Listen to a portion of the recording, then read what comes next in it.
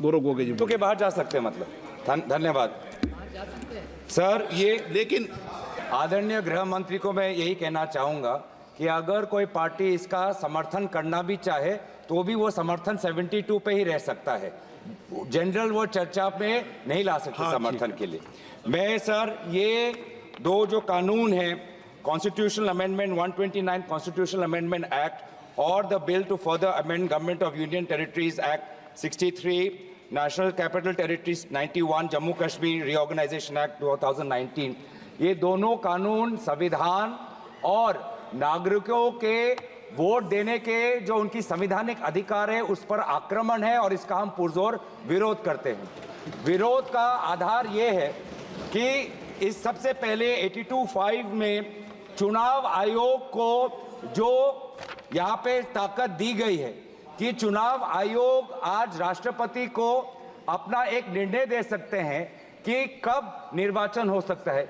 ये कभी भी इससे पहले चुनाव आयोग की ऐसी ताकत भारत के संविधान के निर्माताओं ने नहीं बनाया है।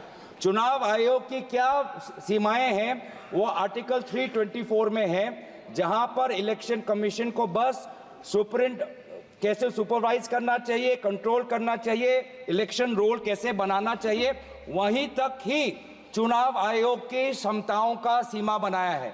लेकिन इस संविधान ने चुनाव आयोग को असंवैधानिक गैर कानूनी ताकत दी है।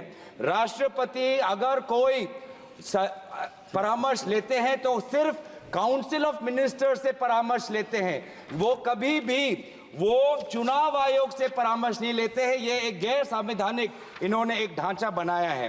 राष्ट्रपति जी अगर काउंसिल ऑफ मिनिस्टर्स की एडवाइस लेते हैं 74 जो article 74 of constitution of India में है, या वो article 356 of constitution of India, वो सिर्फ गवर्नर के रिकमेंडेशन पे ले सकते हैं। 356 गवर्नर के रिकमेंडेशन पे या 74 के अनुसार काउंसिल ऑफ मिनिस्टर्स के रिकमेंडेशन में। ये पहली बार ये एक ऐसा कानून लाए हैं कि राष्ट्रपति अब चुनाव आयोग के भी रिकमेंडेशन पर एक निर्णय ले सकते हैं। ये पूरी तरीके से इसका विरोध करते हैं।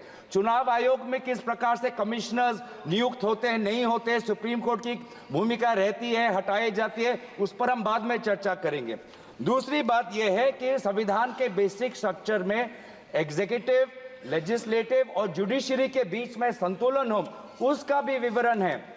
आज इस बिल के द्वारा आदरणीय राष्ट्रपति जी को ज्यादा शक्ति दिया गया है कि वो अपने सुपरिंटेंडेंट से एक नए 82A के द्वारा अब वो विधानसभाओं को भंग कर सकती है। ये एक्सेसिव पावर इस बिल में चुनाव आयोग को भी दिया गया है और राष्ट्रपति जी को भी दिया गया है। और यहाँ पे जो मुद्दा उठाया है कि ये कि चुनाव आयोग का ये जो खर्च है कम करना चाहते हैं, चुनाव आयोग के खुद उन्होंने कबूल किया है कि 2014 की चुनाव आयोग में कितना पैसा खर्च हुआ, लगभग 3700 करोड़। ये 3700 करोड़ के लिए ऐसा एक गैर संवैधानिक कानून ये लाए हैं, ये पूरी तरीके से तथ्य के खिलाफ है। हम दोबारा कहना चाहते हैं कि संविधान और एक नागरिक जो आर्टिकल 14 जो उसको वोट देने का अधिकार देते हैं, वो जब वोट देता है तो हमारे संविधान में लिखा है कि जो 5 ईयर टर्म है, जो 5 ईयर टर्म है आर्टिकल 83(2) में हाउस ऑफ पीपल को और आर्टिकल 172(1) में जो 5 ईयर टर्म है उसके साथ खिलवाड़ नहीं कर सकते।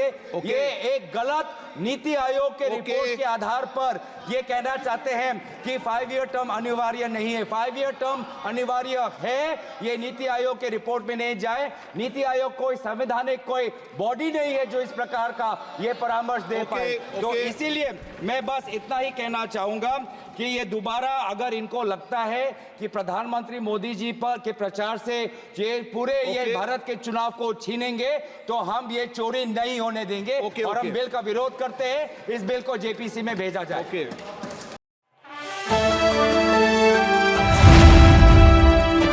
द इंडियन खबर, सच आपके सामने।